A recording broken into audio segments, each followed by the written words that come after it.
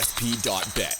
Watch and bet live. Okay, this is going to be episode 29 of Esports Pools. Usual host, Thorin. Usual co-host, Kelsey Moser. Doing all that stuff. Okay, I've got a question, actually. Before we get into the episode, I'm going to use this moment for a classic...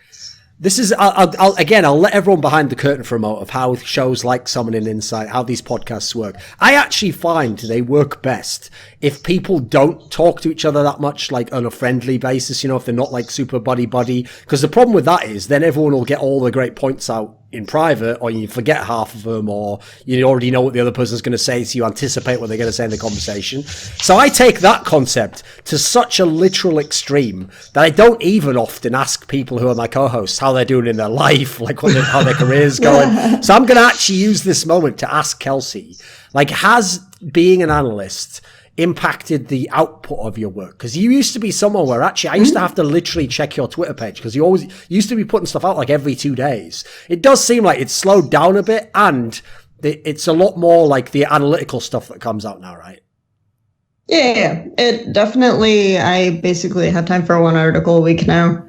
So yeah, it's definitely a lot less written work as it comes out. I spend most of my time at the TGreb gaming house with the team and watching scrims and doing stuff with them. So yes, that definitely impacts my work output. So okay, is that okay with you? You've adjusted to that fine?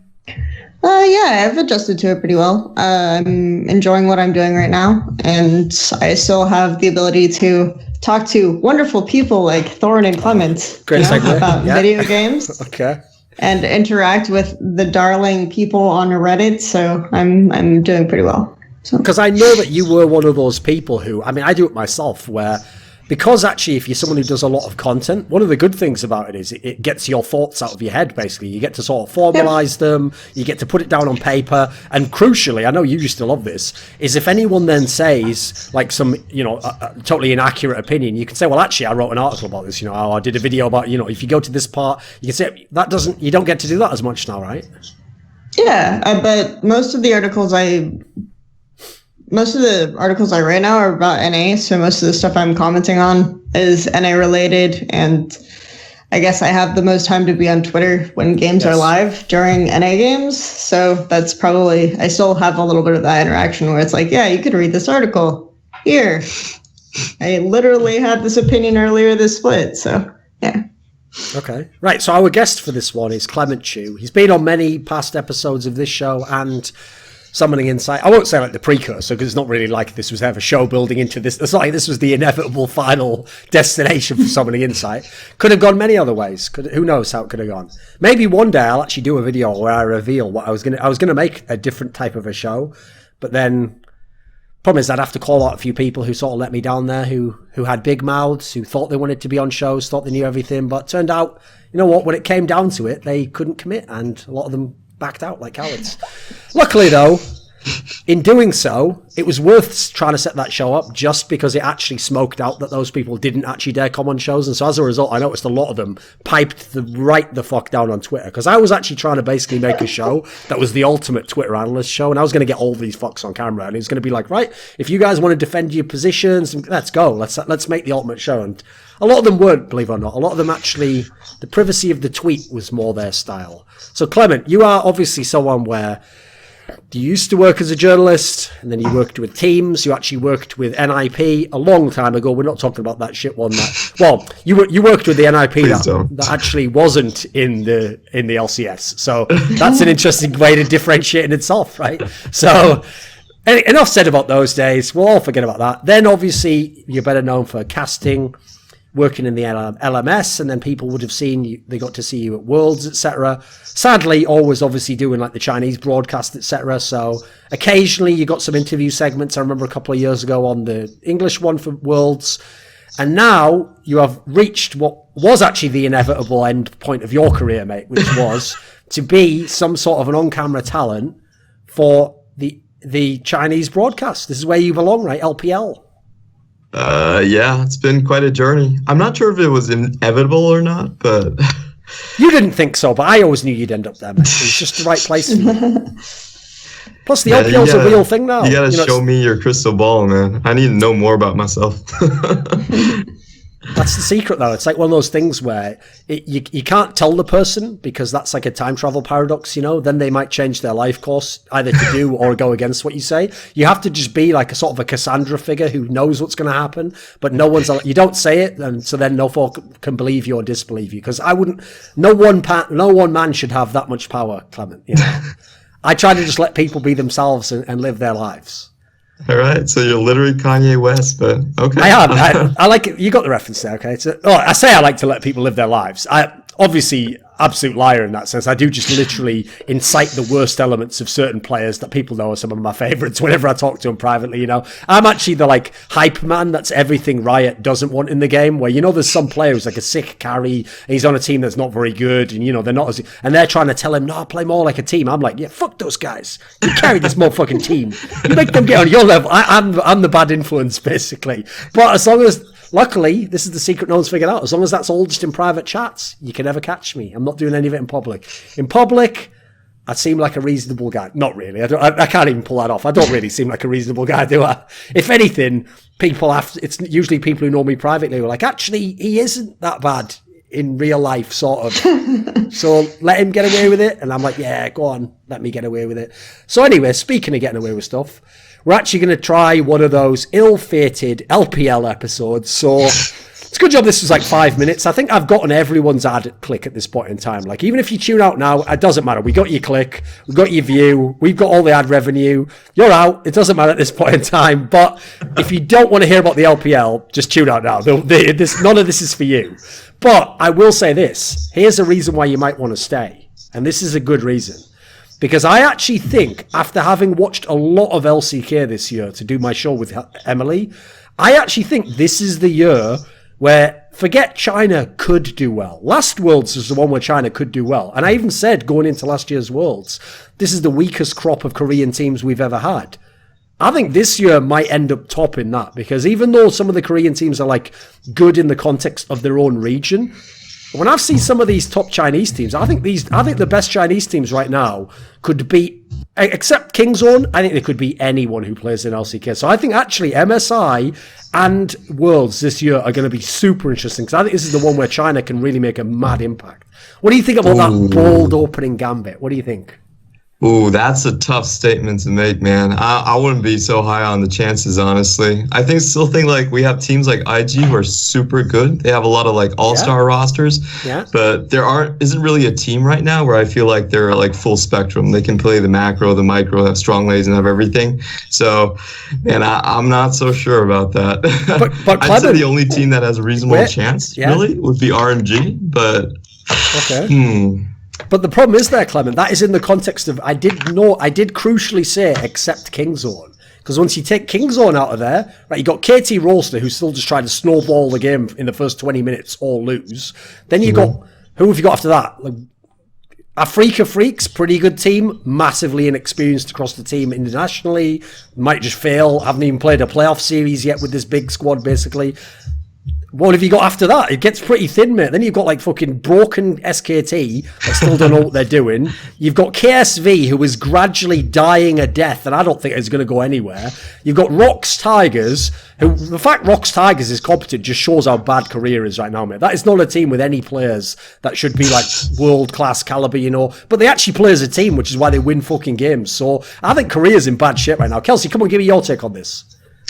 So I actually feel like I see more interesting things in LPL games, I guess, hints of what the meta might or could look like. But at the same time, there are very specific things that LPL teams are doing that I think they probably would get punished for internationally. And some of that is just when they're making plays on other lanes, like TP plays or something like this, they are much more likely to make plays on waves resetting than on priority, because a lot of times the enemy laner will just say, okay, we're TPing bot now. I will TP too, and I will beat you because I am better. Even if, based on items, based on champions, that guy shouldn't follow. He should stay in lane. He should push to priority. He should punish the other guy for leaving.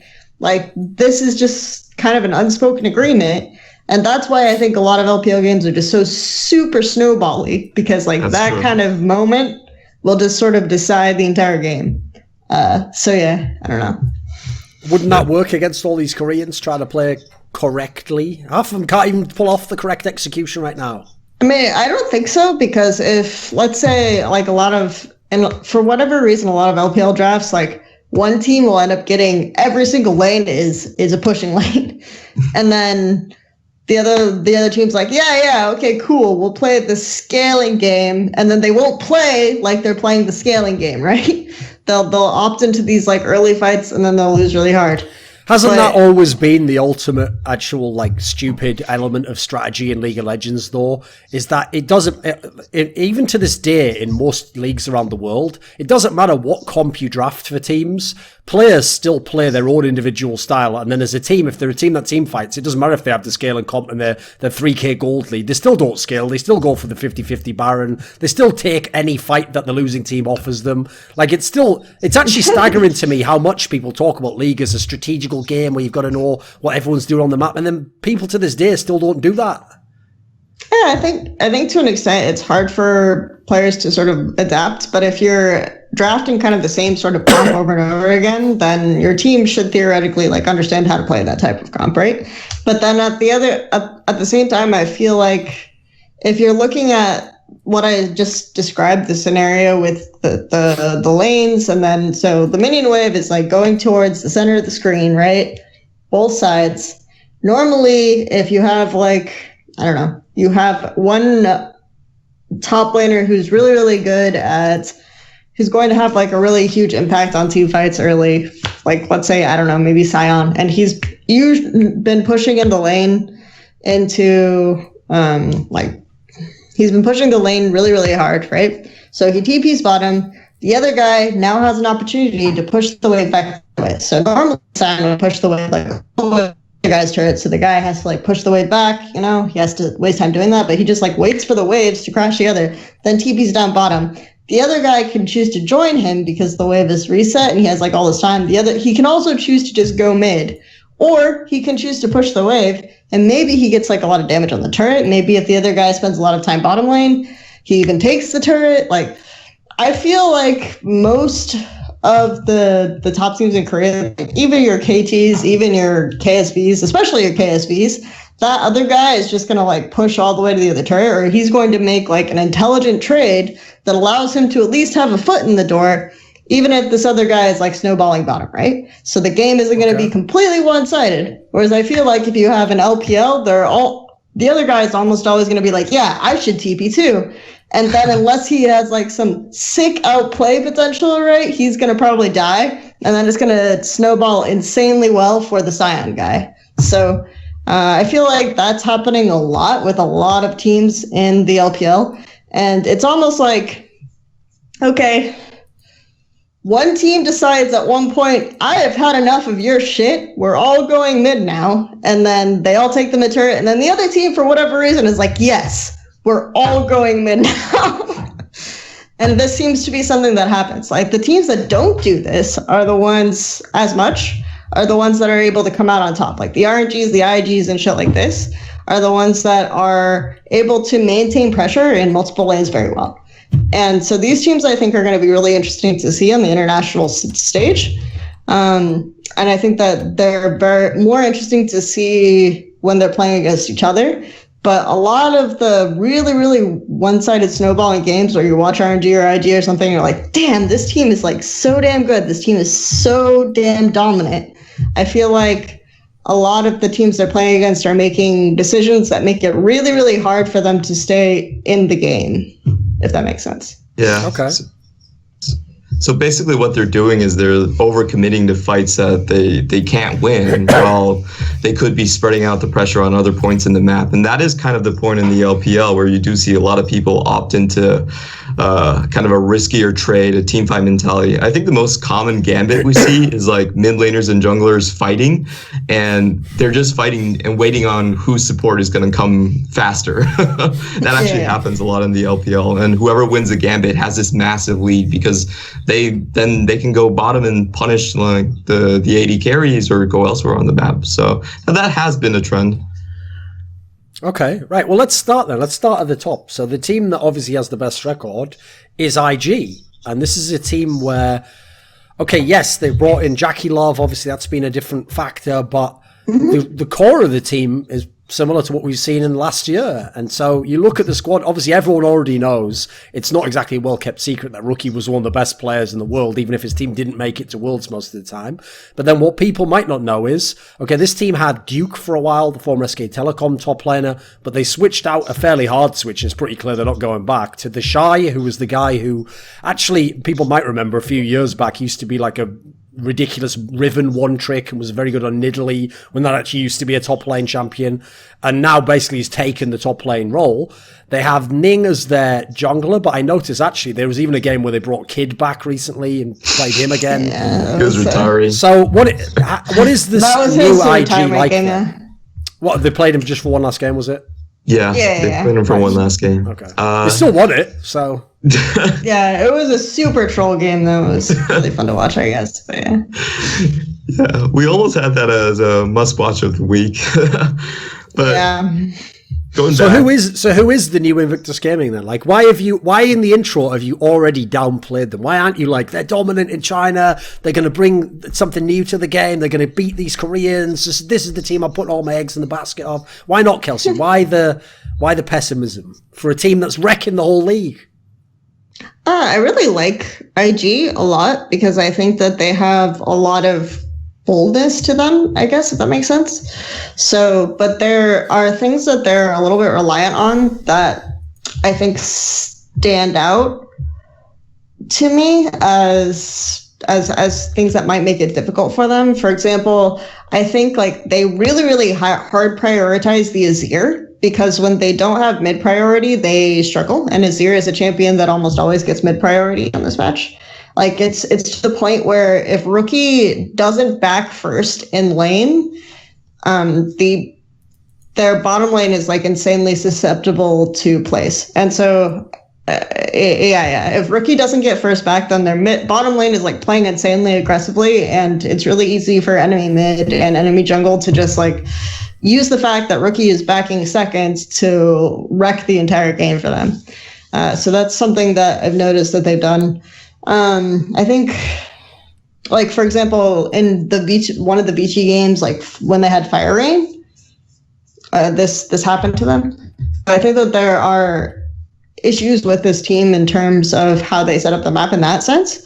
I also think that they are really good at balancing the 1-3-1 in like early mid game, but they aren't as good as, for example, Royal Never Give Up at making sure all the waves are crashing when they're sieging your base, or they'll group much more in sieges and stuff like this. So I think that there are finer points that IG are missing, but their players are just like insanely good, and they will go so fast and be so surprising for enemy teams that I think, because they're just used to playing like this, right? They've just played like this forever. The core of the team, like last year, I called them kind of the rookie and those rookies. They're willing to like dive your inhibitor turret at 10 minutes, right?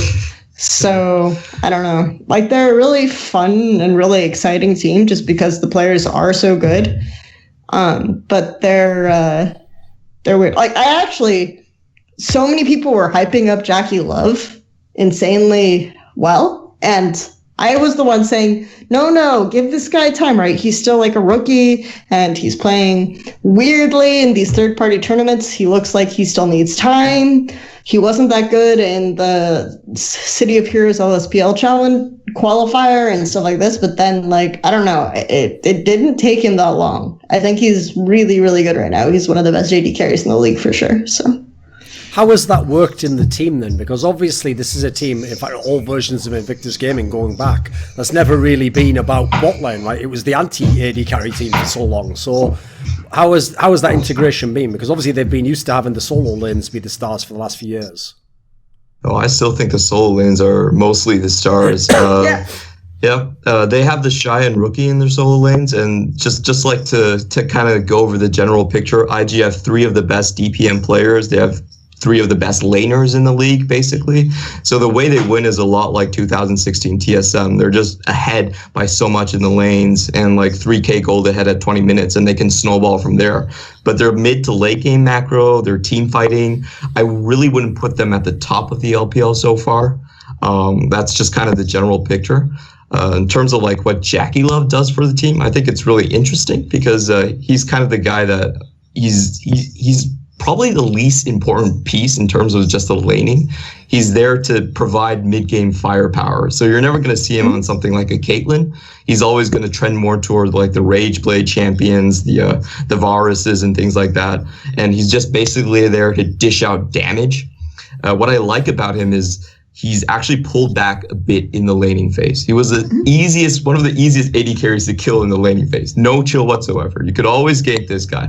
But in the later weeks, he's dialed it back a little bit, and he's more consistent in his damage. So if you just say like what does he do for IG, I would say it mainly improves their like team fight ability, because this guy is his mechanics are insane. If you watch the team fights, he's basically always on the right side. He knows when to dodge out and come back in again, and that's something you don't really see in rookie AD carries. I think that's a skill that you see much later in their career, but for some reason, I think just natural ability, JackeyLove has been able to do that. Like teamfight has been one of his stronger points. I'd say even stronger than his lanes, honestly. Because for anyone who doesn't know, by the way, this is one of those players where like he is barely 17, and that's by whatever metric they use to gauge if someone's 17 or not. Which again, for the sake of Clement, we won't go into too much, but he is officially 17. But by like 3 months or something. So yeah, the idea that he's playing in the best team in China and actually performing, it's pretty impressive shit, And if you're an LCS player who's a rookie, they give you seasons to get over your nerves and to learn. Like think about how people treated Cordy Son. Like that guy literally got something like 2 splits. He was allowed to be like good, like bad to good, basically. He was allowed that gradual trend. Okay, what about this then? Is Rookie the best player in the LPL? Ooh, let me think about that. I wouldn't say hands down the best. I don't think he's like this split particularly. He's not like hands above a couple of mid laners. I don't think you can place him that far ahead of players like Doinby or Shahu this time. And there is good reason for that. I think he said publicly that he tried to change his style. They're no longer trying to like hard carry through the mid lane. He's trying to play around JackeyLove a little bit more. So in terms of my rating, that kind of, if he's given an easier job, that kind of bumps him down a little bit. But I will say he's still extremely good. There's this strategy they do on the red side where a lot of teams can't copy. And what they do is they triple ban the enemy mid laner, and they force the enemy blue side team to pick a mid lane on the 3rd pick, or they threaten to throw 5 bans into it. And then Rookie gets this counter pick on the third pick on the red side, and then they get another counter pick because they have the last pick for the shot. And the reason this strategy kind of works is because Rookie has such a deep champion pool. This guy can basically play anything. Talia, Orianna, he's one of the best Oriannas, I think, in LPL. And he can just punish with so many counter picks. And yeah, so it's just really, really strong laner. The weak point I will say, and this is something like I feel like IG have always had trouble with, is I actually think a lot of their members don't play with Rookie that well. So if you see them troll, it's usually Rookie and Ning, and it's because Rookie is trying to chunk someone out, and then the team completely just goes in. So I think he's good, but I wouldn't say he's like excellent in the sense that he works with all the pieces on his team. Okay. Or that he's necessarily being played through the most. So was he better in previous seasons then? I think the thing with Rookie is that he's almost never found a trade that he doesn't like, right? And I feel like he's always been that player. And he was that player in previous iterations of IG. He was that player on KT. But there are definite points where this becomes a problem. And I think when you're playing on a team where like every lane is supposed to be pressuring, and if this type of balance doesn't work, or if someone is overextending at a point for a wave or greeds for a trade, then and the other lane doesn't have priority and you're playing like these 1-3-1 comps, then that lane can immediately collapse on you, and it becomes a lot difficult to play this kind of style in that sort of setup. So I think that that's always been an issue with Rookie, and it was visible as something that could potentially be an issue even when everyone was grouping and playing around him. So I think that he's still the same player, and it's not that he's worse. It's just that I feel like he has a lot more competition right now, if that makes sense. Like, he never really seemed like this player who had a ton of competition. And even last year, I felt like I said that I think Xiaohu is like finally gotten to this point where, yes, he's better than Rookie. This year, RNG have been weird, but like last year, Xiaohu was really, really consistent in terms of like how much. I think generally the competition in the LPL around the mid lane has gotten to this point that the flaws that Rookie has are holding him back a little bit, and you're able to see teams that play different ways rather than just always going for these trades, always trying to get HP advantages in lane and things like this kind of feel a little bit outdated. So I feel like the level of overall game understanding and competition in the mid lane role in particular has gotten to the point where Rookie is not going to be like your cut and dry best mid laner in the league anymore. Right, well, that spawns an obvious follow-up question then, because I realise League of Legends generally isn't a game, actually, that people are like, look amazing on bad teams because of the way the game works. You know, if you're losing every game, it's hard to look amazing anyway. But was part of why Rookie looked so amazing for the last, like, 3 years, basically, a product of the fact that IG was never the best team and they always had kind of flaws, and he was like one of the few shining examples? And I mean, alluding to something you said earlier, you didn't necessarily think like he didn't necessarily sort of connect with his teammates as well, right? He just was a mid laner. I think it's more than that, though. To be honest, I think he was actually just that good. Like, from all the testimony the other players would throw at him, and just like his solo queue performance, I definitely think he was up there. The eye test matches as well. So. And even now, when IG is a good team, you can still see that he does a lot of work, man. Like, if you free him on the map in the mid lane, IG is really tough to beat. So he's never been overhyped, is what I'm saying. Okay. I think he's definitely, I guess for me, it's not so much that the team was just shit. It's not like some sort of weird pseudo freeze effect where he looks like the best on his best champion or something like this. So when he's freeze playing, could have been as good as Forgiven. He just said it on Reddit.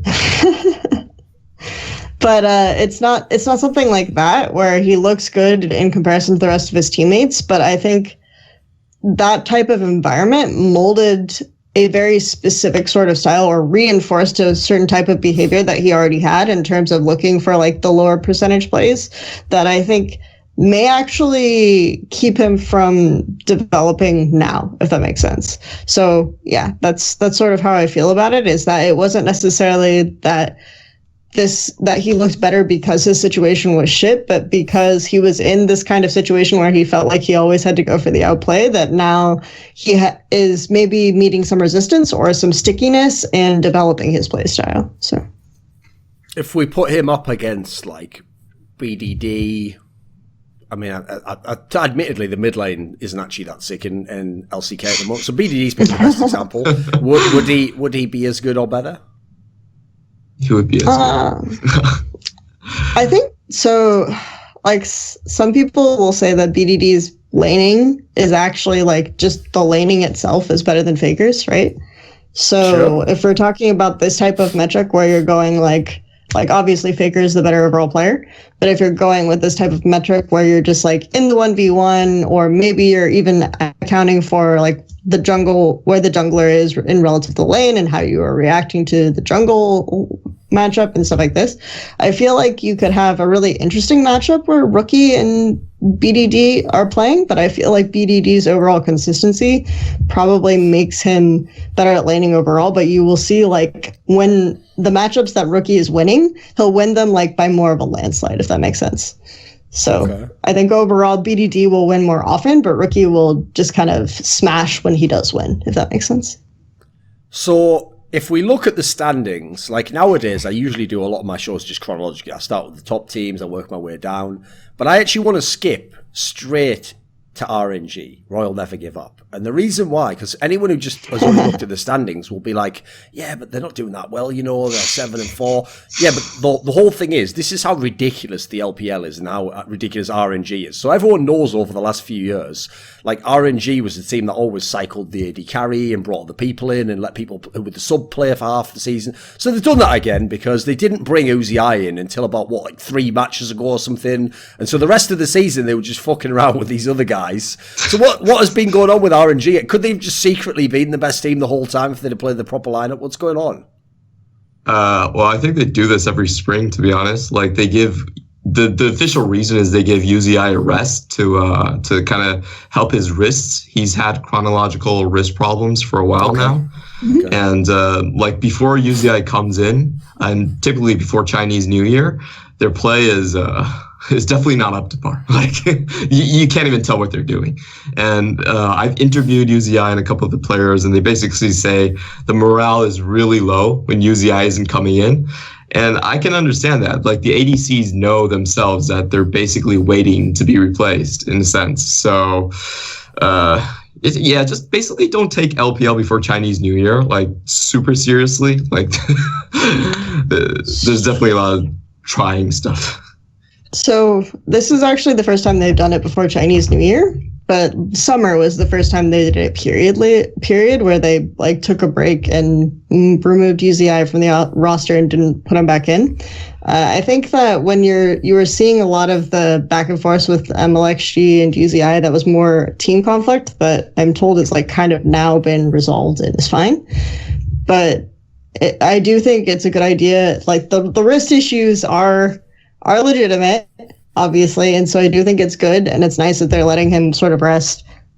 EDG do the same thing with Clear Love. I think that that's like a bit more famous. But also you have like RNG before Chinese New Year last year, they just looked so bad though, because it was very clear that they had kind of not practiced that much, and it wasn't even like they were bothered by it, right? They would be laughing after getting smashed by IMA, right? And but after Chinese New Year, but everyone that you talk to, right, they said like, and screams, these guys are sick, right? They're gonna be really good. And then they come back after Chinese New Year, and I don't remember who exactly they play, but it was really, really well done. Like, they used Varus for disengage. They played this 1-3-1 setup. It was like different type of gameplay that we'd seen other LPL teams play. So that was when I sort of believed, like, when the LPL teams came in and said, yeah, no, RNG are actually really, really good. So I think that for whatever reason, this organization doesn't really give a shit. I think most teams in general don't really give a shit until after Chinese New Year is over, right? It's just like, you have to get through this, and then you have this 2-week break. So I don't even blame them, because if you're just going to get all revved up, you're going to start playing super seriously, you're going to tackle this sort of shit, and then Chinese New Year happens, and you're chilling out with your parents and your family, and you're going out of the city, and you're not going to see your teammates or talk to your teammates. It feels really, really kind of shitty to have this break in the middle of the season, or sometimes like as little as 4 weeks or 2 weeks after the season starts. So I don't really blame teams for not really showing their final form until after, but that's kind of the situation with the LPL. Right. Obviously, if Uzi is in any sort of health, just good state of health, decent form, he is going to be the player who's the starter in this team and who people will see going forwards. But what did the other two AD carries actually look like? Like, did either of them look like they have a future, or they might be in this team in the future if Uzi retires, or on another LPL team? So Abel and Y forward talking about it. Abel actually was a bit of a disappointment, but I think a lot of it actually came down to kind of the ban picks and just the general morale of the team. I wouldn't write him off. So Abel's the famous guy that was like accused of scripting by Faker on stream. Like, the Korean players would not actually play against him because they thought he was scripting. So he was number 2 on the Korean ladder for quite a while. But the reason is, like, Hart put him in really, really bad lanes, like Vayne against Caitlyn lanes, or just lanes that he shouldn't be able to win anyway. Does he actually look when he plays in real games like he has like mad mechanics like that then? I actually think he does reasonable in the laning phase that's granted to him, and with the matchups that's granted to him, and even his debut, and he played Vayne into Ezreal, which Yeah, you can actually play Vayne into Ezreal on that patch, and he did okay, I think, like in the laning situation that he had. I do actually think he could be good. Like, I feel like Jackie Love's first games in off-season tournaments were absolutely garbage. Like, he was very clearly trying to learn Ashe on stage, and his ramp-up time was actually really short, I think, relatively, given the amount of stage games that he could have, and the fact that he took basically the entire year off from playing stage games because he was underage from his first debut tournament. So I think, yeah, like Abel could definitely be a lot better than the first games that we saw of him, for sure. Because the thing is, like, let's face it, in terms of hype, that is straight fire. If someone says Faker said you were scripted, and that's like, oh, let me see this guy. like that. Like, think about that. At that point in time, unless Faker's playing mind games with people now, which would also be next level if he's just fucking with China now. Like, oh, that guy's amazing. Oh, please don't play him. Get him. I must have that player. Like, you can also believe that as well. The bad thing is as well, I don't know if you ever saw this, but there's been loads of times where there were scripters on the Korean ladder. I remember this one game I saw where Faker actually did play against a scripter in the mid lane. And what's mental is, obviously you can't actually win because the guy is scripted. Like, he can just do everything to the perfect level. But Faker actually does, like, equally lane with him for about 10 minutes or something, because he also just, like, dodges everything that guy does like he's scripted, which is just like, you'd have to wonder what even the mentality of that is. Like, well, I can't win this, but maybe I could just be perfect for 10 minutes, test that out. He's like, yep, just going to do that now. Right. What do you think then, Clement? Will they actually just permanently stick with Uzi now? And this was just like testing things, resting him, or do they actually nowadays in LPL employ that system of like using subs like they do in like LCK pretty frequently, actually, if they think it's a problem or someone's whatever they did badly in scrims? Do they actually bring the subs in as often when it's the star player? Well, I don't think it's going to happen on the top teams, but on the bottom teams, you will see a lot of stars just being swapped out because maybe their stars aren't that good. And now they're in a franchising mode. And this is the biggest change of franchising, basically, that you'll see the lower teams be willing and have that flexibility to try out and try to grow their roster. I think Vici is probably the best example. Like, in the previous splits, when Vici was failing, their solution was, we just need to bring in another Korean world champion. In this split, they're actually going for, like, a homegrown talent. They're willing to try more. They know, like, okay. Well, they did take that plan to the nth degree because they brought in Bengi, and they were like, well, technically, he's a multiple-time world champion. Shit, yeah, this doesn't work anymore. We need to actually just get good players now. This doesn't work. I mean, they also replaced Crash with Swift, which I feel like is a move in the opposite direction, but yeah.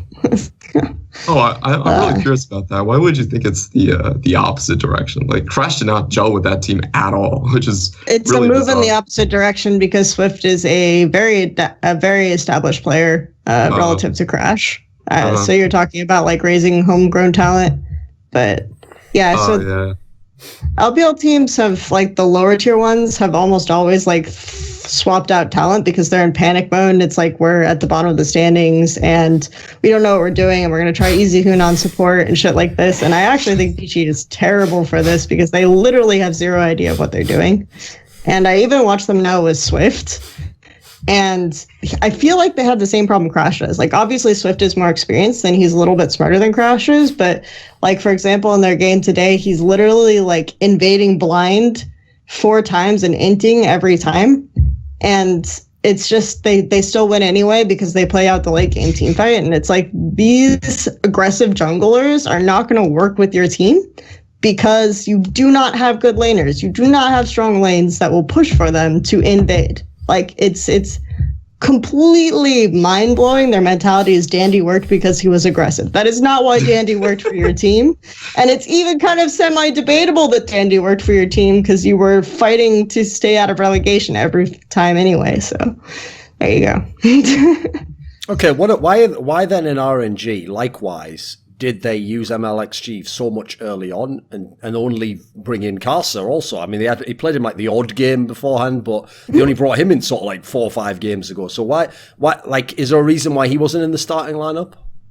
You mean why Karsa wasn't? Yes. I think he moved over very, very late. Like, it wasn't until maybe like 2 weeks or 3 weeks before the season actually started that Karsa actually flew over to Shanghai. So I think it just makes sense that MLXG would get the early games because Karsa's basically never played with the team before that. Okay. But something happened during like one of their sets when they were like there was a 4-set losing streak, and the situation on the team looked incredibly weird, where you could see MLXG was visibly deflated on stream. Like he was just slumping in his chair. There was no emotion whatsoever. He wasn't joking around, and I think it's up to the point that like something was dysfunctional or there was like conflict between players and something.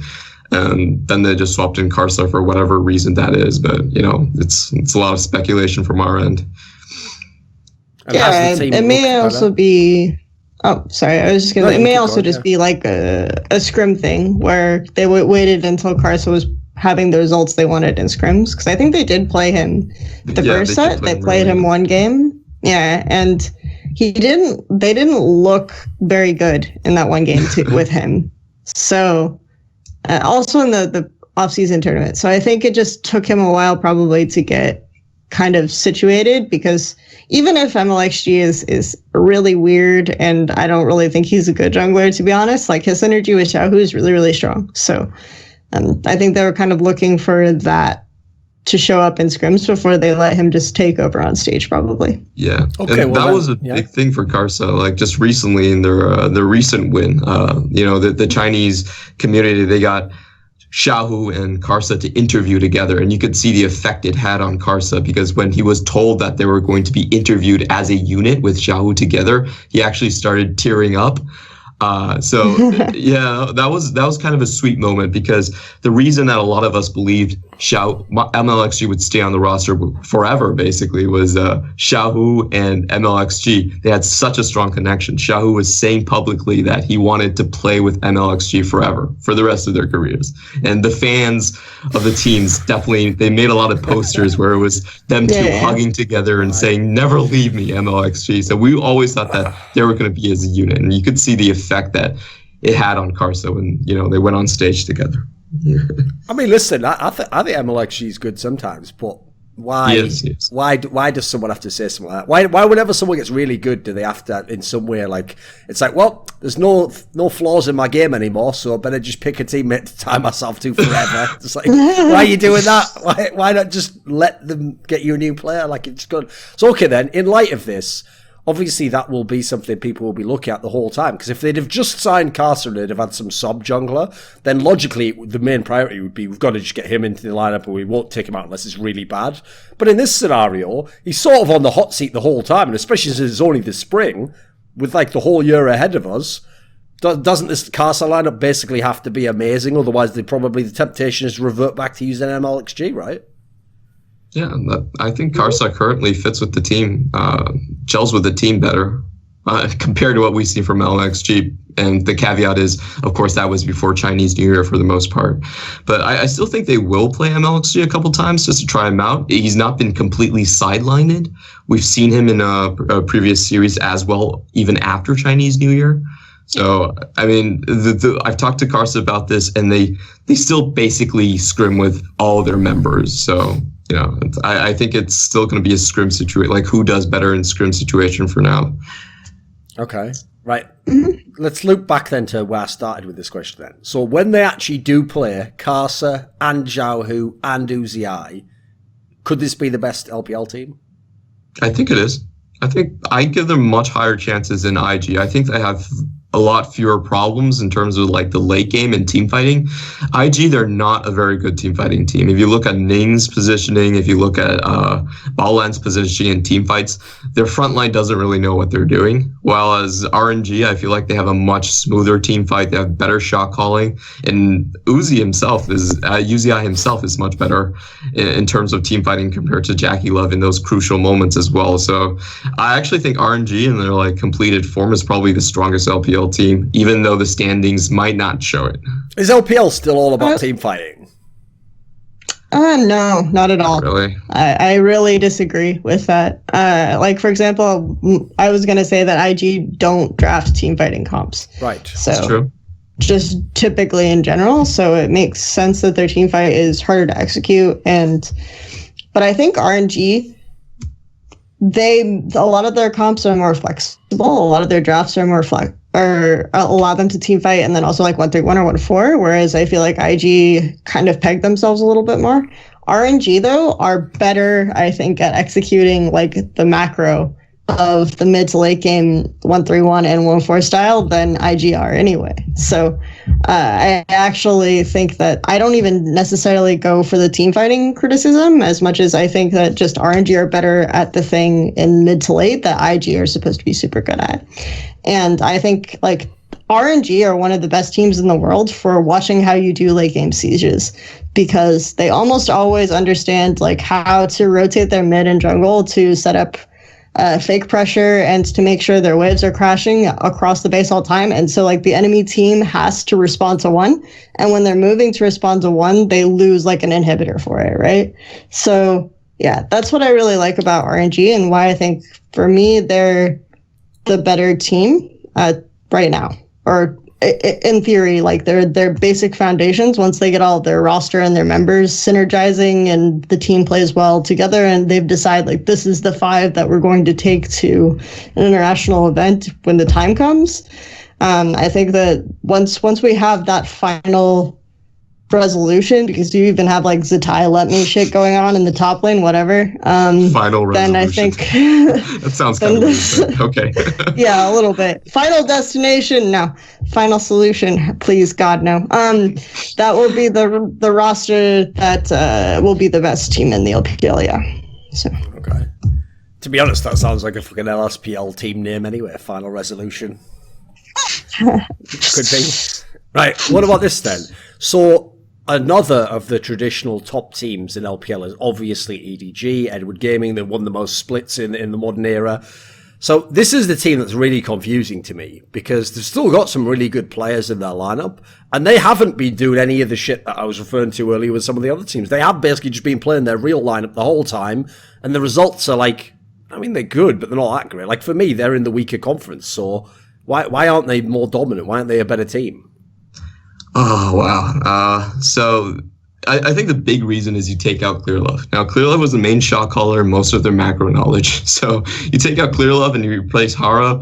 Hara really hasn't been stepping up in that sense. I think he has to be guided, and his contact strength in the jungle isn't that good compared to what we have right now in the LPL. Like, if he's facing Karsa, if he's facing SOFM, Flawless, like, it's not going to have a good outcome in that sense. Whereas, you know, Clearlove might not have the mechanics to go up against these guys, but he's going to set himself up where he doesn't, like, where he can take the kind of contact. And the second thing is, I think it's weird to say, but I think their strong points on their map are so concentrated in the same lane that if you shut down their bot lane, EDG have a very hard time in game. So what happens is there's two ways EDG are good. Either they kind of stagnate their bot lane, like they did sometimes when they had their previous AD carry, I think it was Zed, and let Mako roam around the map, or they go super ham, super strong in the bot lane, and they win the laning phase through iBoy. But the thing is, you can't really do the two things at the same time. And what we've seen happen with them is a lot of teams will just camp the crap out of their bot lane. They'll do this three camp clear on the same side, go directly to bot lane, and punish EDG when they're trying to play aggressive. And EDG is the team that, if you just look at their drafts, they always need to go for a strong bot lane. It's either like Xayah or Kron, Caitlyn, or Kalista. Like, that's their motto. They need to win that bot lane extremely hard. And that's just, it's too simplistic of a game plan for most of the teams. And when you have a weaker jungler usually, then if you just get camped, you get caught out in the wrong positions, it falls apart completely. And I also think, like, the last reason would be, like, I actually think Scout has been pretty overrated over the years. Oh, yeah. In terms of the team fighting. Like, his team fighting is downright atrocious sometimes. Like, it's actually been losing them a lot of games if you look closely at, like, his positioning in the team fights and when he chooses to go in. He needs to realize that a lot of times the team is set up to play around iBoy. Like, you can't go in and, like, duel the AD carry on the side. It's so weird, but he does it so frequently. I think Aaron refers to him as the double-edged sword of the team, even publicly. So it's very clear that Scout is like kind of all in, or he's not having the impact. And that's really hard to align with a team that's supposed to be about the bot lane, or that's almost historically been about the bot lane.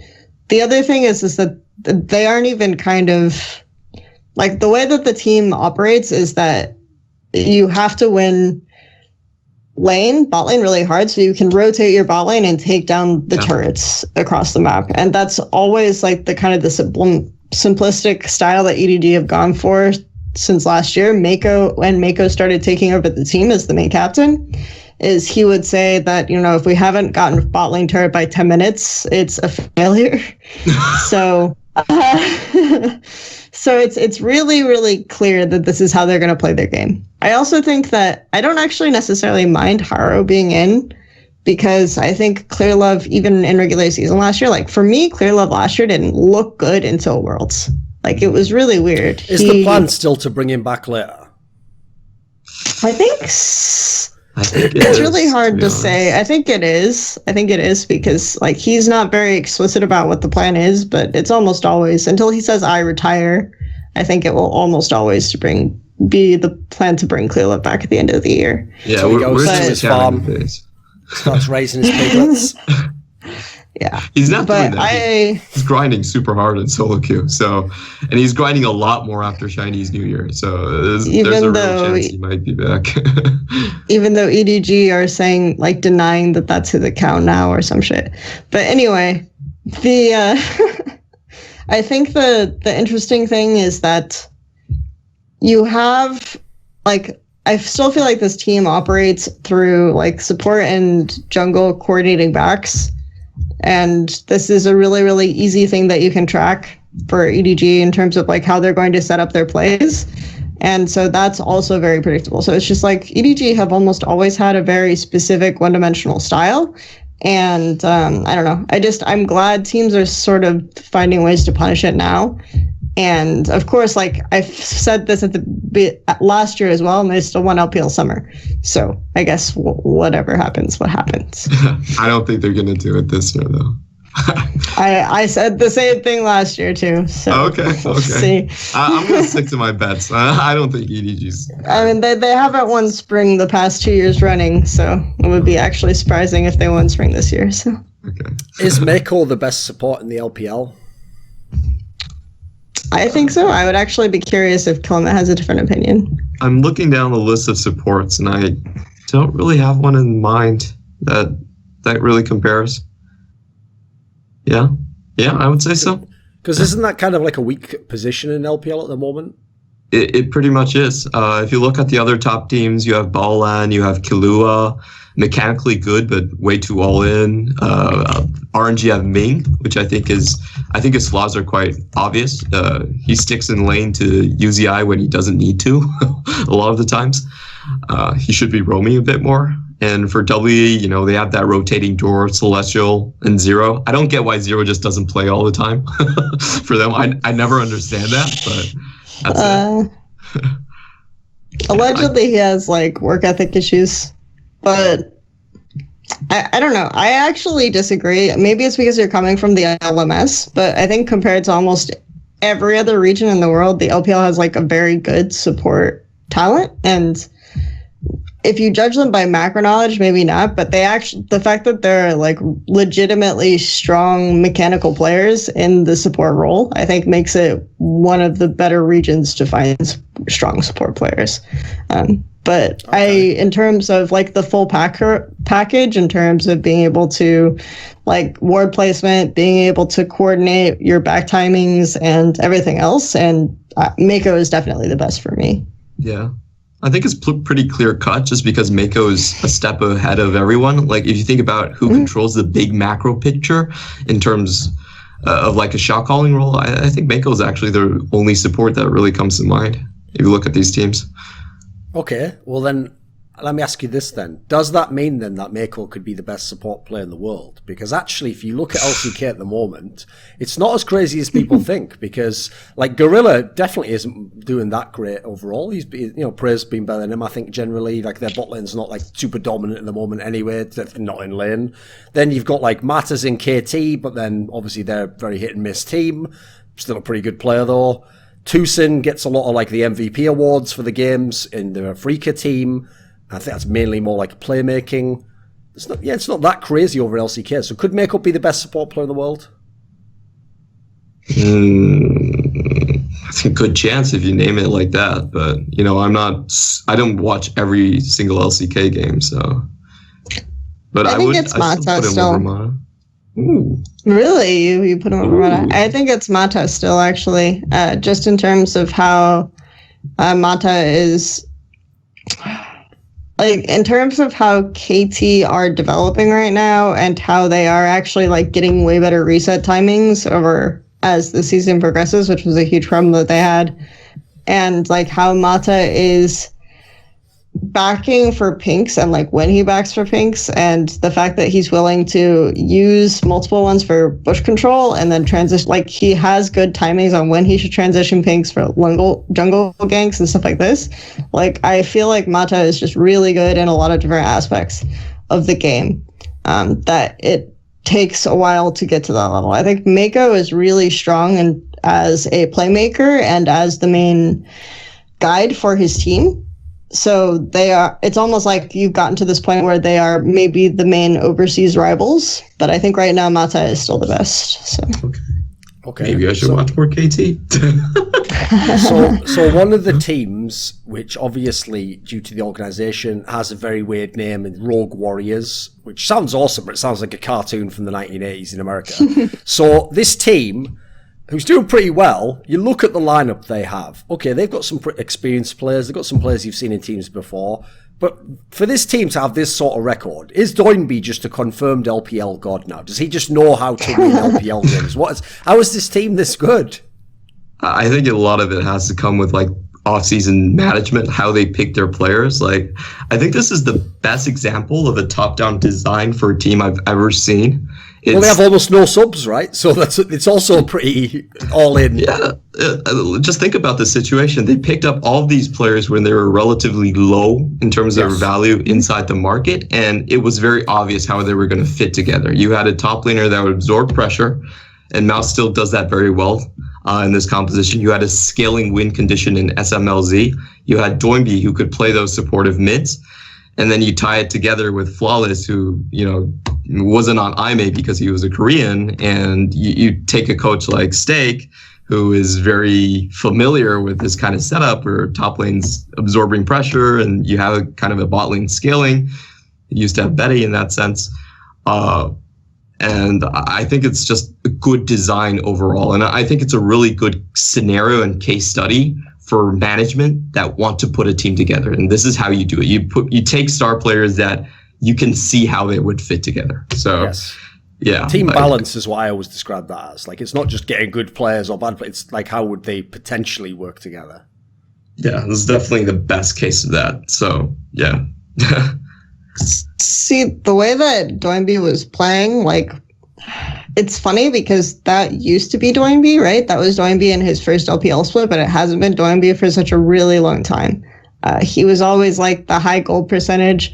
The way that they did their lane swaps on Jingdong was like, no, we could bounce this wave for this duo lane when they're going top, or we could make sure Doinby gets it. Because like, you normally don't think of lane swaps and lane assignments now as we're going to give the farm to the hyper carry mid laner or the hyper carry top laner, but Jingdong actually did it. So yeah, it was kind of a weird situation for me because I felt like SMLZ had that role on OMG, and it was a very weird setup from my perspective. And then like when the team came together, Mouse was just playing like carry top laners, so I didn't actually see the pieces coming together at the time. Now I almost feel like they're too one-dimensional in that regard. and they just team fight. Like, they should be the team, because you're bringing up team fighting and stuff. So they should be like the kind of team that you're gravitating towards, because they will force that 5v5. Okay. Mm-hmm. But yeah, I'm not as sold on like their overall ability to play macro or things like that. So. Yeah, it's kind of cool, but a lot of times they just win because Flawless is like a win condition in himself. He'll go in and like fuck up the other junglers so hard. There's a lot of games. Like, I'm not saying this is actually smart, but he would literally go in for a trade against a Jarvan before the Jarvan could land the EQ, and that was his game plan. Like, I'm gonna ward hop out before he EQs or I'm dead. Like, I'm not saying that's a good game plan, but he was able to pull it off in multiple games, and he still hasn't lost on Lee Sin so far. So they definitely have more threats than just like the team fight going for them. Okay. It reminds me a lot of first Xiaogu, the first LPL season of Xiaogu. Like, it's really similar team. So. So in the past, Kelsey, we have discussed and bemoaned the fact that in China, typically, like, the carry top laners never really were on the best teams. And so as a result, like, it's part of the reason why idiots only watch the international competitions think there was just no top lane talent. But also, it's obviously sadly a victim of how they constructed the teams, and so many teams went through the AD carry and the mid laner. So this season, though, Lord Flandre, Snake's doing pretty well. Is this his time to shine? Can they actually go deep this time? Dare you believe? I mean, I'm being a little bit more reserved, because I feel like they could suffer from the same thing on the post-patch change trust issues. that Billy suffered from, which is like, if you rely a lot on your top laner being like the carry or the win condition, then it can be hard to adapt after 8-4 and after bone plating and after Aftershock, you know? So, or I guess nothing really happened to Aftershock. It's just bone plating plus Aftershock and Resolve Tree being broken. So, yeah, I don't know. We'll see. I'm going to give it a little bit more time. I like Snake because I feel like they have more answers than Flandre, if that makes sense. Like, the team has a lot of different ways to play the game than just through Flandre. So I actually like Snake with how they are right now. Like, I think Crystal he's very good at winning his lane and setting up for Flandre. Like, in order to play carry top laners, you actually have to have a strong bot lane, because otherwise it just doesn't work. So it's kind of like counterintuitive, but that has to happen. So I think that this is a good. I like this. I like the current Snake roster. Yeah, for sure. Come on, Clement. So I think Snake, they're the main way they win the game, like this is why we're hyping up Flandre, is usually when he teleports, he has a better effect on it. He has a better teleport position, and he usually comes in faster than the other person. He's a really good player to look for flanking teleports. In like Dragon fights, he usually has a very good positioning ward, and just like Kelsey said, that does have to be set up elsewhere.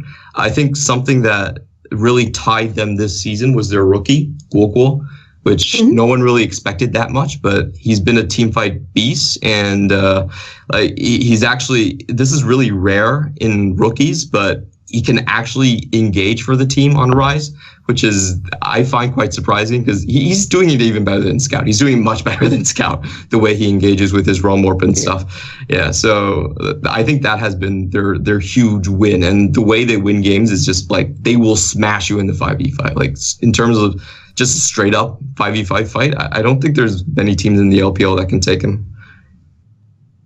Okay. What about, so obviously, I mean, it's going pretty far to imagine already that this team wins the split, but sadly, since the MSI is the only international tournament coming up, the only way you can play against Koreans right now is you have to win the split. So in some hypothetical scenario where Snake managed to do it, right, one of the interesting factors when everyone watches LCK at the moment is, since the Kingzone team is so good top to bottom, and they're just so good as a team as well, not just individually, it's like, before you can even get to if a team can actually beat the Kingzone, you actually do have to ask, like, can the top laner just even stand up against Khan, basically? Because in their team, if you can't do that, then they kind of just give him free rein to just style on you completely. So there's not many top laners, I have to say, from watching, who actually can. That's the reason why he's played some ridiculous picks this season. Would Flandre actually be able to stand up against Khan, do you think?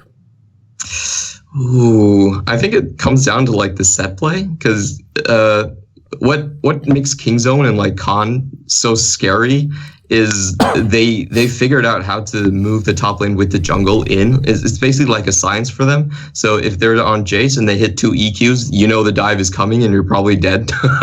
So they have that level of precision that I don't think I've really seen from teams like Snake and or even IG for that sense in terms of like punishing the top lane. There isn't that kind of science feel where like, okay, I need to dodge this DQ or I'm dead, or I'm actually just dead. So in terms of like pitting up that matchup, I think there's more pressure on the Chinese teams to ban out certain champions and make sure they actually have a good jungle matchup. But otherwise, if it's just like, if there's not like a very, very strong edge in terms of the ban picks, then I think he can hang. I mean, I've been very vocal since pre-Worlds, and then it turned out to be correct at Worlds, that the way that you beat Kingzone at that time, Longju, was not by going for top lane, but if bottom lane isn't able to stay stable, then you can't like execute Kingzone's compositions, and they can't carry out the compositions in mid to late game because they don't have the strong bot. So I think because the jungle does spend so much time around top side, and Snake operate in a very different way in like early mid, I don't think that they could beat Kingzone, but I actually think that the stylistic matchup would be interesting enough to see. So, I think it would be it would be an interesting match. Okay. Since for this episode we have limited time, I'm going to make this last team the last one we discuss, and this will just be kind of like cream of the LPL edition. We won't go into all the bottom teams where some of them like anyone who hasn't looked at this, just go look at like the OMG roster. There's no point even talking about this team. Like, you don't know any of the people. So the last team we will talk about is Team WE, a team that was at Worlds. And here's the thing, Kelsey. So every time I ever hear anyone in China talk about Team WE, they're always like, oh, they play through Mystic and it's all about him, and the team and the way it's set up and that. Isn't this season the one where, despite protestations against this in the past, Kelsey, you've got to give some fucking credit to Shia this time, surely. Isn't this guy just beasting this split? Isn't he beasting? So I feel like the way that WE play has changed a lot. I feel like they're actually like they're going. I think Clement mentioned this at the start of the episode, where they're really abusing like there's the support jungle going mid and opening up the game through mid way more, which gives Shia a chance to shine on like some of his more favorite picks. A lot of his better picks are in meta, but he's playing more of the mages, which I always felt like, yeah. This guy can play like high roaming champs, and this guy can play assassins, but he can't go in between. He can't go the mages, but he's actually like showing up on the Cassiopeia and shit. And I don't know. I've been enjoying Shia this split for sure. Has been one of the better mid laners right now, and I think Magic, the new jungler, actually fits him quite well. Statistically, it's really interesting to see Magic play because he has such a defined style. You cover up the ID, you can still recognize him just because he's ganking all the time. He actually has the most gank attempts out of any jungler in the LPL, and most of it's just funneled mid. They purposely pick for like a Rek'Sai or Cassiopeia combo, Rek'Sai or Rise combo, and they try to execute through Xie. And I think that's one of the reasons that you see him doing so well, because the game plan is being warped around him a lot more as well. Yeah, I just wanted to say that Magic is like a very different jungle for Condi, where I felt like the old WE sort of enabled Condi to invade and take control of the jungle, whereas with Magic, they're playing to lanes much more. And I also kind of feel like some of this might come down to how much Condi talked, which it feels like when you have a team with an early game that's as disastrous as WE's was in the past, it came down to how much mid and jungle were talking to each other, and maybe that's something that's improved a lot. So yeah, we're not even sure he's coming back. It's like, yeah, I hope he's coming back. I mean, WE says that, they're putting him in the hyperbolic chamber and like putting games on him, but we don't know when that's actually going to be. So they decide they need a franchise player like EDG and RNG anyway. Yeah. So Kelsey, when you referred earlier to like the swapping out the supports in this team, Does this actually, do you think that they have looked better with Celestial than they did with Ben? Like, is there any sort of resolution as to where they're going to go on that one? Like, is this just like the Condi Magic one and they're just going to stick with the guy they've switched to now? I don't know. I think that Celestial is better for roaming, and like Ben and Zero are better for laning. Like Zero is probably going to be the best peel support, like one of the best peel specific laning supports in the league, maybe that we've even seen on the international stage, because he looked really, really good in that type of meta at the 2014 World Championship. So yeah, I think that that's sort of the main difference here. And so when they're playing Magic, it makes a lot of sense to me for Celestial to be on deck. Okay. Right, Clement, with all the different players they have in this team and the different ways they can go, there's a pretty wide toolkit here. Is Team WE actually going to make some sort of impact on the playoffs, potentially get to the championship? Will they again be a team struggling to make Worlds and barely making it in? What's it going to be? I think they're going to struggle big time. I think WE is one of those teams that's very dependent on the patches. 957, this split has a very specific champion pool. The Camille is a big sore thumb for him. Just the number of times they need to ban away a carry champion in the top lane is very worrying. And it also comes down to, like, what's the bot lane going to look like? How much influence are the other lanes going to have on the bot lane? You also have to have patch considerations, like you can see what Riot's doing. They're trying to shave off game time and give Snowball advantage back into teams.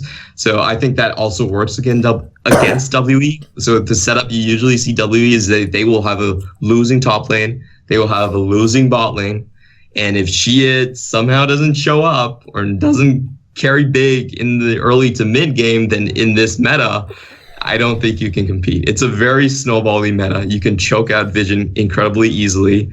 And I just don't see like every gank from Magic working. Like that's pretty much what they're betting on currently on patch 8.4 is they're betting on that 2v2 winning.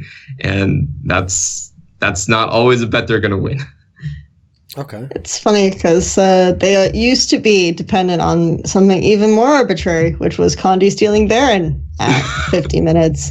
So, and they made semifinals with that, Clement. So, well, that's enough. Yeah, it's good shit. Like they're a team that drafts so poorly sometimes. Like I just don't have a lot of faith in terms of like the coaching ban picks coming out. Like I always kind of expect them to just draft 3 losing lanes and say, okay, we're gonna give up 20 minutes and like that's not a game plan that works in a lot of patches. So I'm not like fully invested in Vinyl Cat as like being able to step up and like outcoach some of the other guys in the LPL. Right. I mean, they had similar bans and pick phases with Hum, and I always felt like, okay, this team does not understand how it wins games at all. But, yeah. Right, let's close up the episode then. What we'll do is we'll play a game that I used to play on a show I used to do with a woman called Froskurin, actually. I don't know if any of you are aware of her. She used to be around. And I think, yeah, you might see her from time to time. And she used to do a show. Back then, it wasn't all about her hair, though. There was a lot of substance, you know. It was mainly about the game. It was about love for the game. That's mainly what she cared about back then. But love the game? What are you talking about?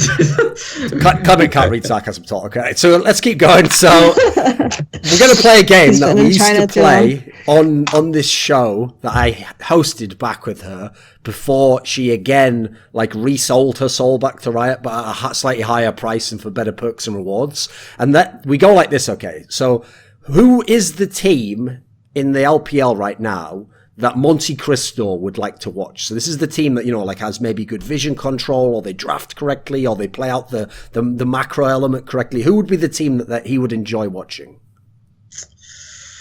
Ooh, this is a tough one. Let's see. And you have to pick one. Like you can't just go, well, it's the LPL. He wouldn't enjoy them. No, you obviously the point is we're just picking the one most apt to that category. And I already said I feel like RNG have the best mid to late game macro in terms of how lane assignments and how they set up and close. So I'll go with RNG for that one. That's such a weird thing to say because RNG actually have this like big macro lapses in the mid game as well. Like I actually feel like even though they're comparatively better in the mid to late game in terms of like split pushing compositions, their mid lane rotations still aren't. Like, I wouldn't say they're. It's they're the LPL, Clement. Yeah. In a weird way, I actually think like Suning early games before they start throwing. Sure. Are one of the better macro, like they're probably one of the best macro teams, and a lot of it does come down to their like to their coaching. They actually have a Korean coach, and you can tell like they just had a set where they traded 5-1 in objectives just off tempo play. So it's so weird to say because I think some of the best macro play you've seen in the LPL actually isn't from some of the best teams, which is and then those if it depends on what you talk about, because I actually hate Suning's lane swaps because I feel like they give up tempo when they should just stay bot all the time. Like a lot of times they'll get praised for their lane swaps because they're doing them when they have maybe some kind of priority, but they're giving up their tempo and like swapping against tempo, and then the enemy team will get turret first and maybe like Suning get Herald or something, but it just feels bad. Like, oh yeah, you're doing lane swaps on wave reset, but you should just go back bot, man. So like, I don't know. I have some issues with Suning's early macro for sure. Okay. And I think the way you play that is like the way they play the tempo game, they can't lose it at any moment in the game, and they're just not good. I mean, there like you need to stay definitely games I've seen where they've lost tempo for this, like against BLG, for example. Yeah. So the last category. And just to prepare Clement, this is also sarcasm, by the way. This is not actually my real opinion about this person, nor his real opinion. But just imagine this was a movie, Clement, and remove your disbelief. And the last category is the Drexen Filthy Casual Award, which is the team that if you watch them play, they're not the best team necessarily, they're not the worst team, but you're ensured that you will get a lot of exciting kills, plays, dives. Who would the team be to watch if you were this imaginary, mischaracterized Drexen who wanted to watch such a game? It would be between Snake and Invictus Gaming, for sure. Like they're one of the most high kill teams, and if you want to watch back and forth games, then Snake actually delivers a lot of those. The surprising thing about Snake is their early game isn't as solid as you might seem, and a lot of their sets go to 3 games, and they will lose out the early game and then come back with team fights. Whereas a lot of times IG is just pure stomp, even though they probably have higher kills per minute. IG is more like a pure stomping team just because all of their laners are so good. But like the most entertaining games for me this split have definitely been from Snake overall. I think I would go with FPX for this one, like Fun plus Phoenix, because I feel like they could lose on the first game though. The gank though, like the first game goes bad and it's over. But they lose in very bloody ways too, right? Like their bot lane either destroys or gets stomped. Like there's no in between. They're trying to really like Pepper is trying to snowball side lane super hard against their mid lane, because their mid lane hasn't been performing very well. Like it might be actually really interesting now that Cool is back, because Cool does like the crazy outplay shit all the time as well. So, like, I don't know. I think this team is really fun for me to watch. Just like if I turn my brain off and I want like a Fun plus Phoenix game, yeah, I go for them. Yeah, so. Just a small warning. They have a lot of blowouts, so a lot of their games are actually just over by 5 minutes. Okay. Their average like loss. Keep trying to like lose. It's awesome. I'll keep trying to fight. It's right. Pretty So this entertaining. is just the team then, where you just check if they won the game, then you watch the VOD. Yeah, pretty much. If they lose, it's really early on. It's not fun. This video was supported by Dean Tanglis, Michael Allaire, Andreas Westerlund, Alex Adams, Gman, Twch, Jerky's Minion, Gianfranco Ingrata, Anthony, Bash, TGreb, Yordan, Tsenkov, Daniel Yordanov. Want to suggest guests or topics for my content? Well, keep it G-rated and unlock the code to the streets, gaining exclusive access via the Patreon link below. The Skrilluminati grows daily. This is LS, and you're on Thorin's YouTube channel, so cut the Western shit.